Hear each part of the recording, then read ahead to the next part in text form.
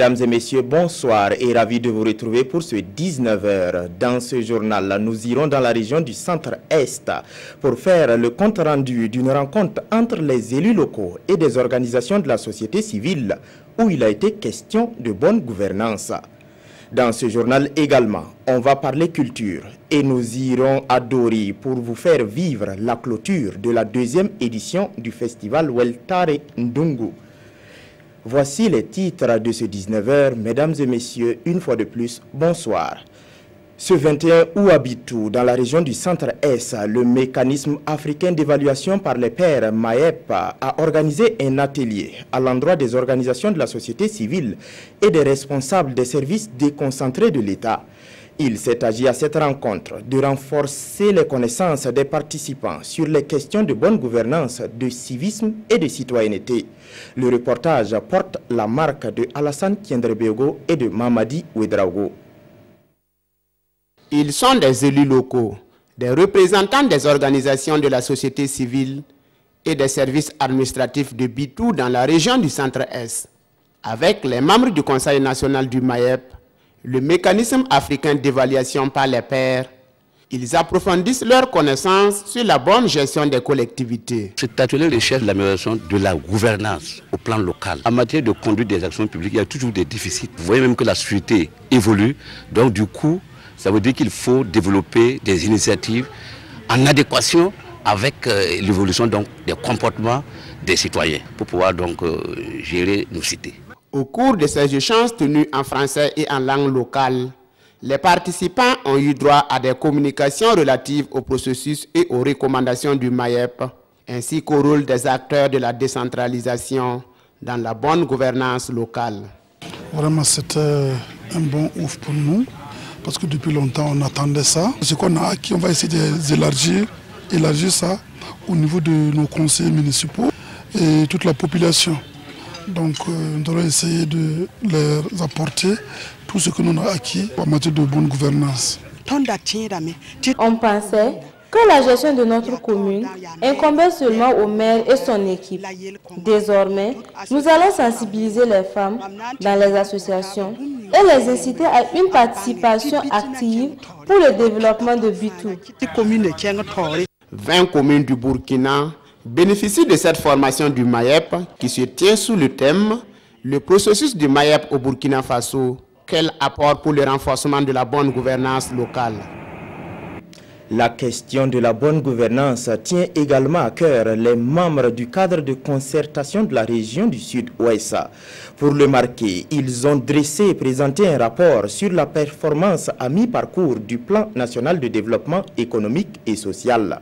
Et selon ce rapport, publié le 17 août dernier, le niveau d'exécution du PNDS est très faible. Des explications avec Alassane Bani et Isiaka Nana. Le rapport régional de performance à mi-parcours du plan national de développement économique et social PNDS dans la région du Sud-Ouest indique un niveau d'exécution très faible tant au nombre d'activités qu'à la réalisation financière. Sur plus de 14 000 activités prévues, 700 ont été exécutées pour l'ensemble des sous-effets, soit un taux de réalisation de 4,94%.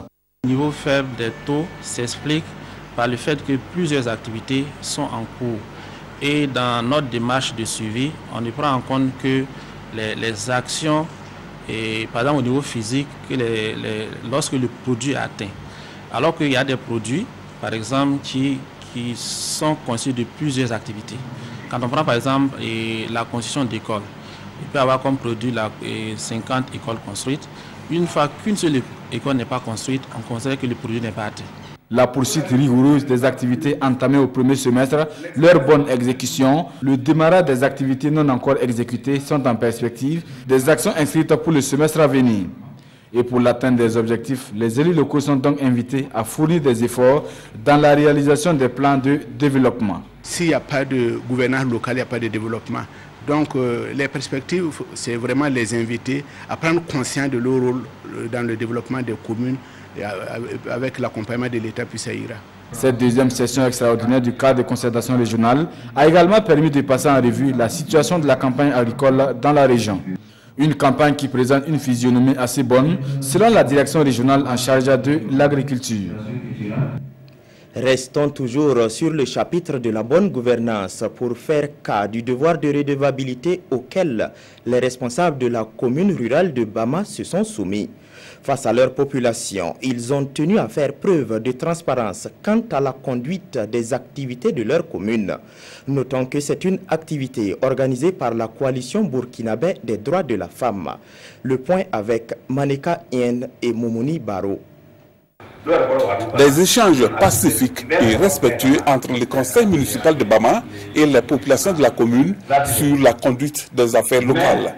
La création d'un tel cadre de concertation a pour but de poser des jalons de paix, de transparence, de redevabilité publique des femmes et des jeunes dans les instances de prise de décision. Le maire à tout seul ne peut pas faire grand-chose. C'est la population qui nous accompagne. Ceux qui nous ont mis ici, ceux qui nous ont voté. Mais il est de notre devoir quand même de leur dire ce qu'on a en tout cas exercé en un an.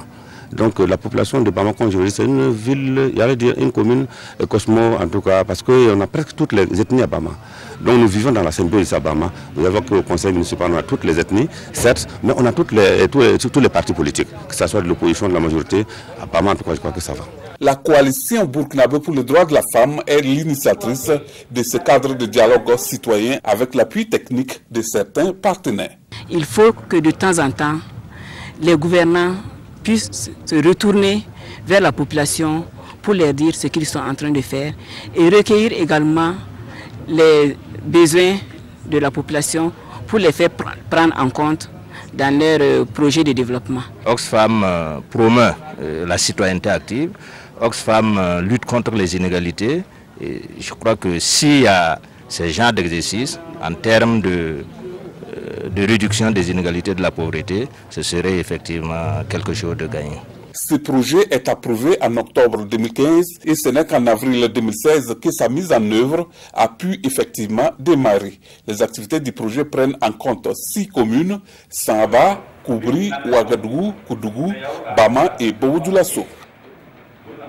En cette saison pluvieuse favorable au reboisement, l'arrondissement 1 de la ville de Bobo-Dioulasso ne veut pas être en reste. Les responsables du dit arrondissement de la cité de Sia ont lancé le 12 août dernier une campagne de reboisement. Une activité selon les responsables communaux qui vise à lutter contre la désertification, de même qu'à donner un cadre de vie sain aux populations. Le film avec Lamine Karantao et Moussa Sano. Reboisement dans l'arrondissement 1 de Bobo-Dioulasso. En collaboration avec les populations, les autorités municipales donnent ici à l'école Farakansé les top de départ de la campagne. À l'occasion, une centaine de plants sont mis en terre. On veut quand même donner de très bons exemples aux enfants, parce que là, on est dans une école primaire, pour que les enfants puissent quand même avoir l'habitude de planter les arbres, de protéger les arbres, etc. Puisque c'est le futur cadre de demain, il faut quand même tout faire pour qu'ils puissent quand même avoir de bons exemples. Et ensuite, vous êtes sans ignorer qu'on parle beaucoup des changements climatiques, des sécheresses, des désertifications. Pour éviter ça maintenant, qu'on s'est lancé dans ça. Et par rapport à l'entretien des plants, à côté des mesures prévues, les populations sont invitées à apporter leur contribution. Nous souhaitons que les parents qui sont à côté, les parents d'élèves comme moi, en tout cas, essaient d'entretenir les arbres en même temps que nous. Il ne faut pas que nous laissions dire que c'est pour les parents, le bureau qui va se... Non. On a mis les grilles de protection dans un premier temps. Dans un second temps, il y a un groupe de jeunes qu'on a quand même formés dans ce cadre-là, qui passeront quand même constamment avant quand même la reprise des cours pour pouvoir quand même réellement suivre ça. Après l'école Farakansé, la campagne de reboisement dans l'arrondissement 1 va se poursuivre sur d'autres sites. Et pour le succès de cette campagne, les autorités municipales disent attendre beaucoup des populations.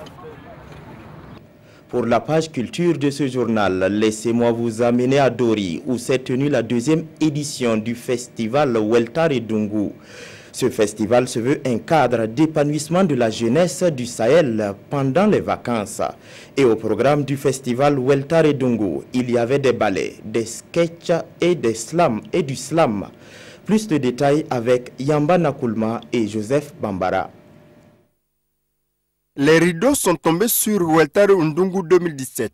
Pour cette deuxième édition, les promoteurs ont donné rendez-vous à la jeunesse de Dori afin de célébrer la culture. Cette manifestation se veut un cadre de distraction pour les jeunes en ces temps de vacances. D'abord, nous sommes dans la région du Sahel.